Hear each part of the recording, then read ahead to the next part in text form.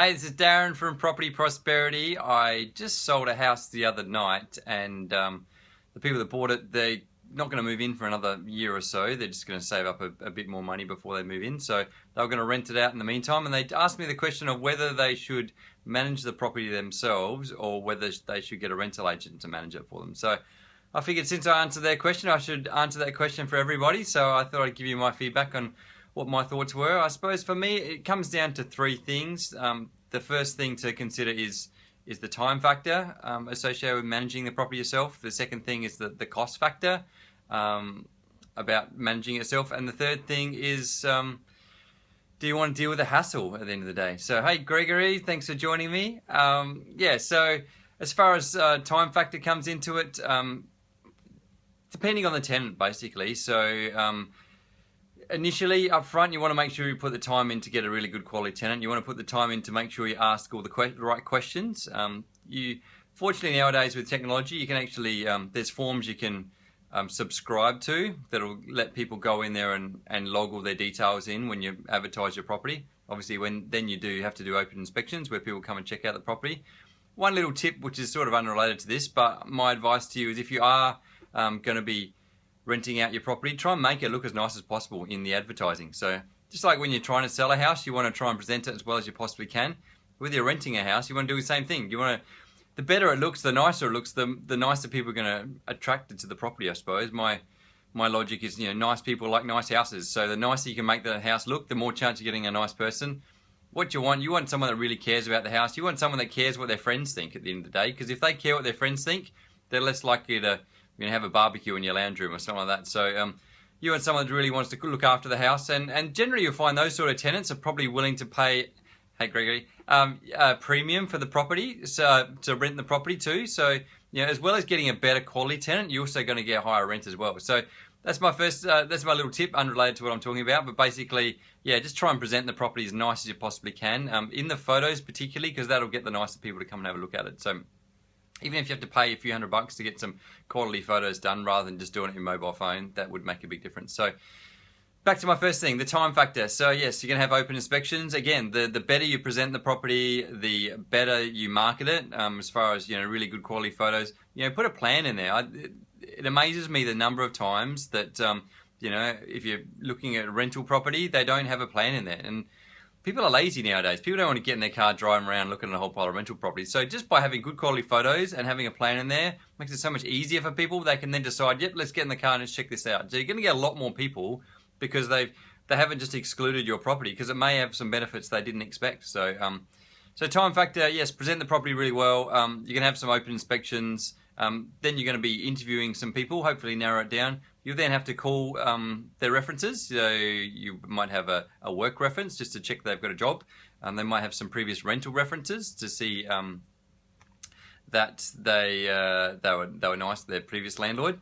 And then maybe you can get character references and stuff. I suppose the thing at the end of the day, it's you'd assume they're not going to refer you through to someone that's going to say something bad about them. But saying that, I've had rental references before where I've rang them up and they've told me how terrible they were as a tenant and they tried to burn the house down and stuff like that. So surprisingly, that some people aren't that bright, that they do actually refer you through to people that think they're terrible. So definitely still ring them up even though you think that maybe it's a waste of time. And then go through all the paperwork as far as just what you're trying to do at the end of the day is just trying to collect all the information, try and get a bit of a gut feel, all the pieces of the puzzle, and then you're sort of going to have a bit of a vibe, and that's probably worth more than anything at the end of the day. If they just don't feel right, and you've got another one that just does feel right, then 9 times out of 10 that's probably going to be the better tenant, even if it's, I don't know, gut feel is a pretty important thing, I think. So if your gut feel is that someone's better than the other person, then probably use that because it usually works out 9 times out of 10. So time factor is the open inspections, the following people up. After that, obviously with your tenants, they might have a few little things going wrong. Obviously, the newer the property, the less things to go wrong, the less maintenance issues, all that sort of stuff.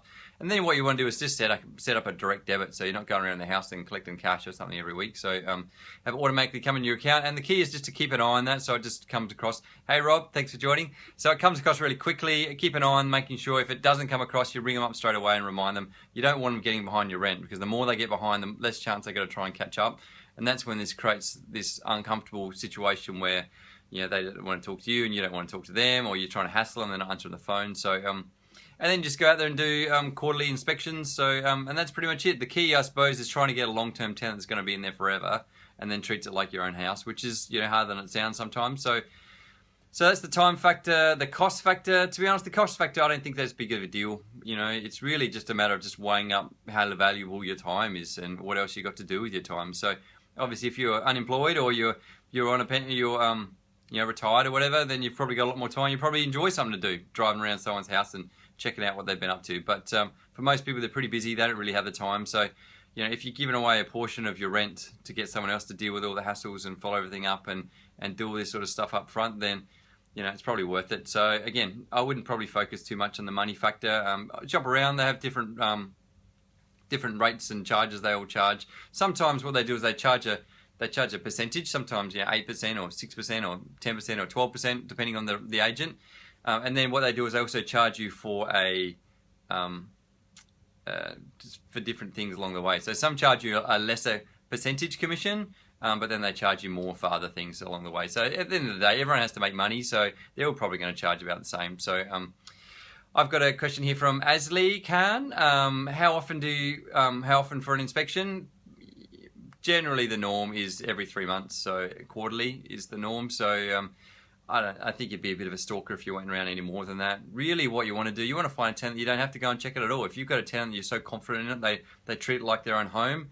You know, you get to a point where you're just happy to still probably go around every quarter. So I wouldn't say don't go around, but saying that, you sort of feel like, why am I going around? Because this person's so reliable that, yeah, that's the ultimate when you get that sort of tenant. So. So we said the first thing was the time factor. The second thing is the money factor. The third thing is just the hassle factor. You know, and that's probably, again, that comes down to personality. Some people would like to be involved in other people's stuff, and they like to be going around people's houses and following up and checking on their paperwork and ticking off whether people are paid. And, you know, people love that sort of stuff, all that detail. And, you know, I'm not one of those people, so it's not really my thing. I have not a lot of interest in that sort of stuff. I don't really care as far as my rules for a tenant, if I get a tenant, you know, just pay the rent and don't burn the house down. You know, just look after my house, then I don't really care about anything else. You know, as long as my house is the same when you left it, when you got there, as long as you don't annoy all my neighbours and stuff as well, because I don't really like that either. But, you know, just be a nice person, you know, it's a pretty simple strategy. You can probably live by that strategy for life, really. But, yeah, just be nice and be nice to me, be nice to everyone around them, just pay my rent, and then I'm happy. So that's pretty much, and then if they're doing that, they don't hassle them too much. Just leave them alone. And so, so if they're not hassling you, you don't hassle them, and everyone's happy. But then saying that, then things can change in people's lives. You might have a really awesome tenant, and then something happens. They have a separation, or they lose their job, or, you know, get into drugs, or lots of different things change. So you might have found the perfect tenant, and when that changes, it suddenly becomes a massive hassle, and then you're trying to deal with the factor of, you know, knocking on people's doors, trying to get money out of them, and, you know, and then they get confrontational, and then you have people chasing you, and they get all their mates around to try and chase you down the street, and, you know, so you've just got to really weigh up if you're that type of person that can deal with that confrontation, because again, there might be no confrontation whatsoever. You get an awesome tenant, everything works perfectly, but if you continue buying more and more investment properties and have more and more tenants, then at some point in time you're going to find a situation where you're going to have confrontation. So if you're a person that doesn't deal with confrontation, just get a rental agent and let them deal with it. You know, most rental agents, you know, it's a tough job, and they work really hard, and they get a lot of abuse from a lot of people, from the tenants as well as the landlords, and so the person's stuck in the middle trying to deal with all these hassles. So it's a pretty tough job. I don't necessarily, you know, I wouldn't want that job. You know, I don't know too many other people would want that as a job. So again, I wouldn't be too stressed about the money factor, because there is a lot of hassle involved, and you have good days and bad days like any job, I suppose. So same sort of thing with, you know, if you decided to manage it yourself, you have good days and bad days. I've had times where I'm thinking, man, what the hell am I doing this for, when the tenant's chasing me down the street with a baseball bat because he doesn't want to pay his rent. But other times, you know, tenant moves in, they say, cool, I'll give you 6 months rent in advance, and then they treat it like their own house, and they're just, you know, it's like having your mum living in a house. You know, it's amazing. So you have good days and bad days. So it's up to you whether you feel like you can deal with the bad days, I suppose. You know, you're always going to have good days, which everyone's happy with, but, you know, it's the bad days you've got to decide whether you want those. And if you don't want the bad days, then maybe just get a rental agent and just just save yourself the hassle. You know, understanding rental agents, they can't do everything for you. If something does go wrong, they'll give you a call and give you an update, and they'll get your feedback. So you will be involved in the process. So it's not like you're totally hands off. You can be as hands off as you want, but yeah, you still be involved in the process. But so hopefully that's made some sense to you guys. The other hybrid, I suppose, in the middle, if you sort of don't really feel comfortable with interviewing, you don't have the time for interviewing, finding people doing the inspections, you can sort of talk to an agent whether they want to, you want to pay them an amount of money just to find a tenant for you, and then maybe just do the inspections, and then you just have money coming into your bank account directly and you manage all that sort of stuff. Not too many agents are going to necessarily want to do that. So agents, even like a lot of agencies, which agencies are the companies basically, and agents are the individuals that work for the companies.